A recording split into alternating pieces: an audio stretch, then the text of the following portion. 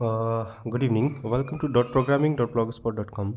Today I will show you how to show Gridview row details in Modal Popup. That's part 2.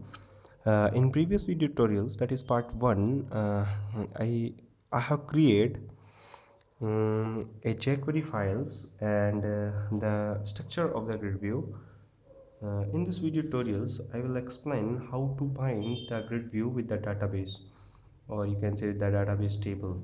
So you know very well about SQL connection class, command class, data reader, because these all are explained in previous video tutorials. So by using SQL connection class, uh,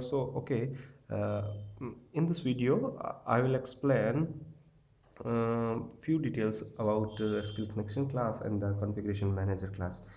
So SQL connection class actually connected the front end to the back end applications by using the connection string, and the connection string that is available in web.config file, and how to pick the web.config file that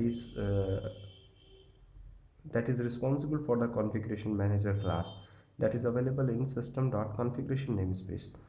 By using the configuration manager class, we can retrieve the connection strings from the web.config file. Okay, uh, it's too much simple.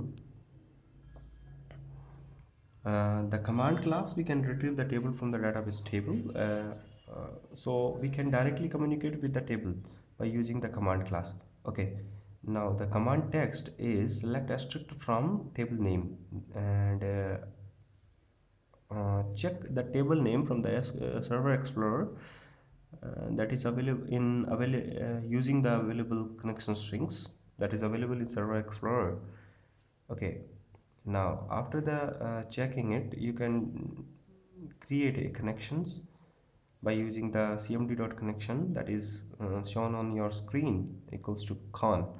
Provide the connection to the command. Okay, it means we can associate our command class to the connection. Okay, yeah, it's open, and check the tables, that is user table. Define the name of the user table in the query, select asterisk from user table. Okay, that's fine. Now I have a SQL data reader to read the data, so here we use SQL data reader for the data source. So SQL data reader ID and execute reader, because here we have a DQL queries. So cmd.execute reader is a method through which we can get the data from the database table and read by the reader.